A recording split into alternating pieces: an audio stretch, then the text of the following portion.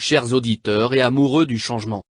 Aujourd'hui, permettez-moi de vous livrer une analyse originale assortie de propositions, du problème des pays en voie de développement en général, et des pays colonisés en particulier. L'erreur originelle des pays en voie de développement est une séparation non consensuelle d'avec la métropole. La décision d'un enfant majeur de partir de la maison familiale n'a jamais été véritablement de plein accord avec les parents pour plusieurs raisons. Si un parent peut en trouver une étape normale de responsabilisation et d'apprentissage de la vie, un autre peut s'en soucier du risque que l'enfant encourt ou des conséquences que son absence ou vide pourrait causer au couple restant. Pour ce dernier parent, il serait mieux que l'enfant reste à la maison. Mais parce que la décision n'est pas sienne, la séparation sera mal digérée et l'aventure de l'enfant, même lorsque celle-ci vienne à réussir, ce serait une réussite non partagée avec le parent opposé. Car, ce dernier ne s'y voit pas participant. Pour un parent naïf, il se rejouerait ou s'activerait même à ce que l'enfant ne réussisse pas son aménagement privé et que ce dernier revienne à la maison.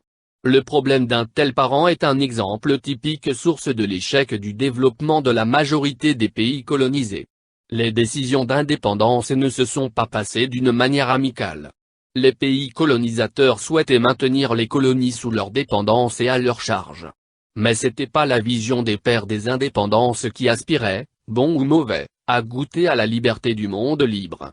Dans l'ambiance de ce mouvement modal et mondial, les pays colonisés sortirent de la maison sans la bénédiction d'un parent dont l'affection et l'amour se conditionnèrent à un renoncement de la décision de partir ou à un retour à la maison. Malheureusement, ni l'un ni l'autre se réalise. Conséquence, la malédiction ou affection négative du parent jaloux non plus ne changeront jamais. L'enfant de son côté, pendant sa préparation pour le départ, n'osa plus demander à ses parents tout sur l'usage de ces nouveaux équipements de sa nouvelle habitation dont il va devoir manipuler seul.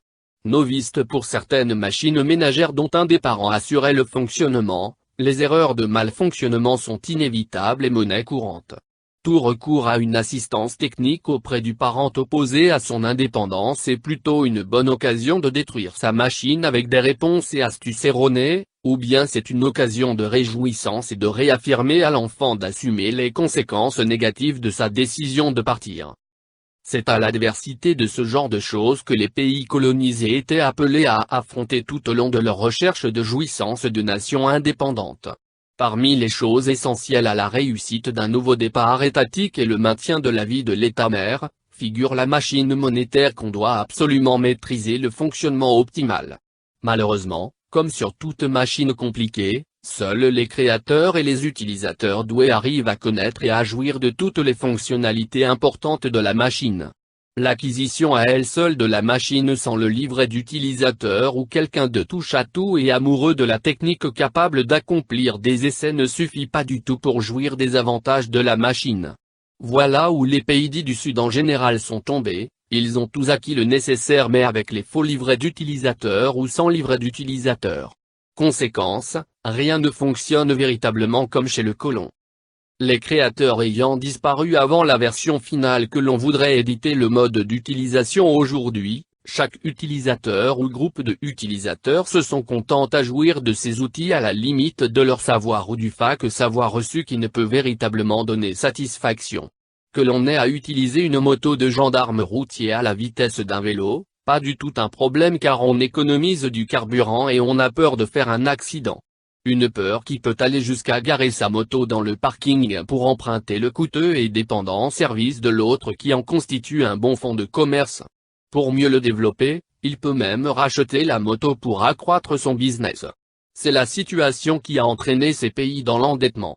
Car comme le propriétaire de la moto, ils auraient agi de la sorte en abandonnant de développer leur système pour recourir aux coûteux services des autres. En tout cas, voilà un scénario qui illustre la source du retard au développement. Heureusement, l'évolution et révolution sont des choses qu'on ne peut stopper comme on peut bien le constater. Ces erreurs par ici et par là, l'essentiel c'est qu'on ait la volonté de les corriger si l'on ne peut pas les prévenir car, maintenir un système avec des erreurs crée de la souffrance pour ceux qui respectent les consignes et le mode d'utilisation. Car, ils seront amenés à l'abandonner temporairement jusqu'à ce que l'erreur soit réparée. Ou bien, Si l'on laisse un système fonctionner avec des erreurs, alors ceux qui ne peuvent résister à une attente sans délai prendront leurs responsabilités et utiliseront le système comme s'il n'y avait point de problème. Ces derniers gagneraient même si la logique voudrait qu'on arrête l'usage, qu'on répare et puis qu'on remette en fonction. Les pays sous-développés auraient certainement mis de côté tout le système après la notification apparente d'existence d'erreurs de malfonction de leur système. Malheureusement, l'homme ne change pas assez, les créateurs de virus continueront à les fabriquer pour donner le travail aux créateurs d'antivirus. De même, si les pays en voie de développement ne font pas attention et n'exécutent nos prescriptions, ils risquent de continuer d'attendre indifféremment l'arrivée incertaine d'un éventuel réparateur qui n'apporterait pas un miracle. Mais, il ne pourrait que confirmer et peut-être réaffirmer d'une manière spéciale et innovante, les mêmes révélations et prescriptions que l'on partage aujourd'hui avec un free test. Aussi, même si l'on siffle la fin du jeu de destruction mutuelle avec un apport de conseils honnêtes et de type money back guarantee pour soutenir l'établissement et développement effectif des deux blocs interconnectés, il n'en demeure pas moins vrai qu'il y aurait encore un laps de temps pour que la vraie affection et amour liés par la suprématie de la relation humaine sur la limite territoriale se rétablissent et rayonnent à jamais. À chaque État, son système monétaire national. L'argent c'est la nourriture, elle ne saurait être gardée dans le congélateur d'autrui. À chaque État, sa banque centrale c'est ce qu'il faut retenir de la problématique monétaire. Les pays sous-développés manquent de systèmes monétaires autonomes d'émission sur commande budgétée, approuvés et de sécurisés par une multitude de signatures des chefs des organes constitutifs de l'État et dont le chef de l'État peut avoir un pouvoir de veto.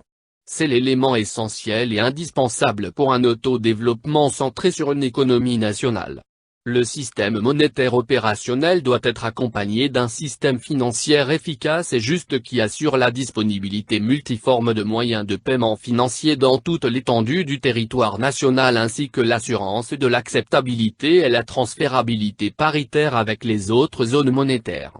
C'est tout ce dont a besoin et qui ne dépend relativement pas des autres pour faire vivre sa population avec sa production nationale.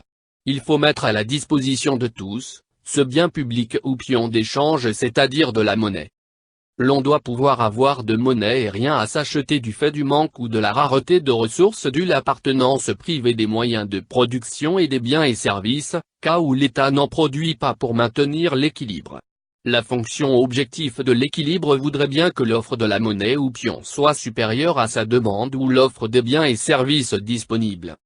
Le modèle opérationnel des pays dits riches basé sur le bon sens et la logique de partage équitable de revenus qui ne serait réalisé si l'on comptait uniquement sur le travail et pas d'allocation publique ou de multiples formes de microcrédit financés par le trésor public, doit être un modèle à imiter ou à copier. Il faudrait que les États se responsabilisent en prenant en charge ces deux secteurs privés et publics ainsi que le monopole des moyens de production pour fournir, soit du travail ou d'allocation de chômage à tous ses citoyens. Sinon, les pays sous-développés, s'ils croient résoudre le problème de la pauvreté uniquement par le biais du travail, alors ils risquent de continuer d'attendre longtemps. Car la plupart de ces pays pratiquent un capitalisme pur dont l'option de maximisation du profit choisi est conditionnée par la minimisation des coûts. C'est le même principe d'assainissement des charges qui est aussi dicté au secteur public. C'est une bonne raison de ne point compter sur une vraie amélioration du chômage, de l'emploi même si l'on venait à multiplier entrepreneuriat. La maximisation ou optimisation du profit par la maximisation du chiffre d'affaires est l'option qu'on recommanderait au privé si le commerce international venait encore survivre, débouchés étrangers. Quant au secteur public, la mère de la majorité de la population, l'on gagnerait à avoir les effectifs pléthoriques dans la fonction publique tant qu'il est vrai que tout le monde a droit aux revenus publics et que tout le monde aimerait travailler. L'on peut adopter un système de travail mi-temps qui permettrait de multiplier les effectifs par 2. Chacun, au lieu de 8 heures de travail, fait 4 heures pour un salaire de temps normal de 8 heures. Et même comme ça, l'équilibre social rompu par les inégalités de revenus ou la rareté monétaire ne se redresserait pas effectivement sans la mise en place d'un système d'assistance publique au profit de la masse de la population non prise en charge par les deux secteurs publics et privés. L'État et société anonyme responsabilité bisectorielle. Les pays dits pauvres qui ont acquis l'indépendance doivent à leur tour donner cette indépendance à leurs citoyens en faisant d'eux d'hommes financièrement autonomes. Ceci ne peut se faire que si les États adoptent le principe de bigamie sectorielle qui fait de l'État, le père de famille responsable de tous les citoyens quelles que soient les situations d'aisance individuelle ou de secteur d'appartenance de chacun, comme le ferait un père de famille polygame ou bigame. La mise à la disposition de moyens financiers ne garantissant pas du coup le plein épanouissement individuel, il n'y a point de raison à ne pas garantir un revenu minimum à chacun et de garantir les voies d'accès à l'enrichissement individuel à qui veut et peut.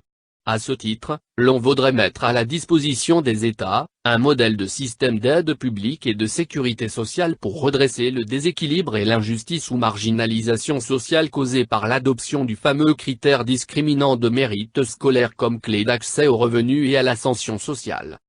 Parmi les critères de distribution de revenus publics existants, l'on pense que le meilleur critère de partage équitable serait celui de la contribution obligatoire de chacun ou de chaque citoyen au service public de production et protection de la richesse nationale.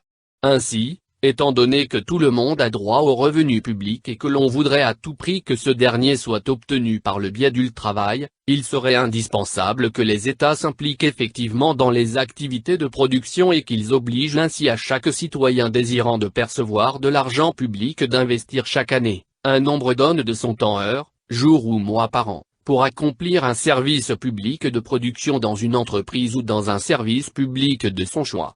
Une autre alternative pourrait être celui d'attribuer de prêts publics uniques assortis de paiement de ristournes annuelles sur remboursement aux non-travailleurs et chômeurs. L'on n'a point besoin d'avoir des données statistiques sur l'impact des inégalités et injustices sur le partage du patrimoine financier public pour démontrer l'ampleur ou la gravité de ces dégâts dans la société et dans les vies des citoyens marginalisés. Ce manquement constitutionnel systémique des États à assurer à ses enfants en charge des deux secteurs publics et privés, un revenu minimal demeure, pour la plupart des pays en voie de développement, l'erreur fondamentale à corriger à tout prix pour garantir la stabilité sociale et le décollage économique et industriel effectif tant rêvé.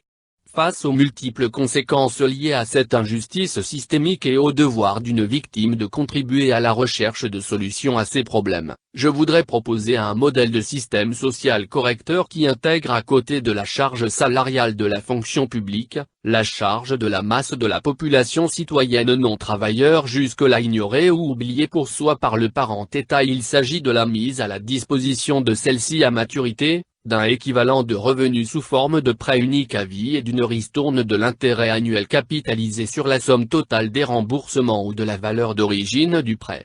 Le montant estimatif obtenu de la multiplication du revenu maximum à la fonction et de l'effectif de la masse de la population chômeuse doit constituer avec les autres lignes budgétaires usuelles, une source spéciale et normale de l'augmentation du budget annuel qui peut déclencher une émission monétaire dont le mécanisme est présenté sur l'un des graphiques ci-joints en images. Bénis soient ceux qui en feront usage de mes prescriptions pour éradiquer la pauvreté et réduire les inégalités et injustices naturelles et systémiques ou sociales. Comme pendant le courant des indépendances, l'on a le plaisir de lancer la course au développement monnaie garantie. Merci infiniment pour votre attention. Si vous avez des questions ou des suggestions, n'hésitez pas à me contacter via mon adresse électronique, scobian@yahoo.com. Ou appelez-moi au numéro 001 407 717.8834. Et ma boîte postale est, PO Box 1496, Orlando, Florida 32802, USA.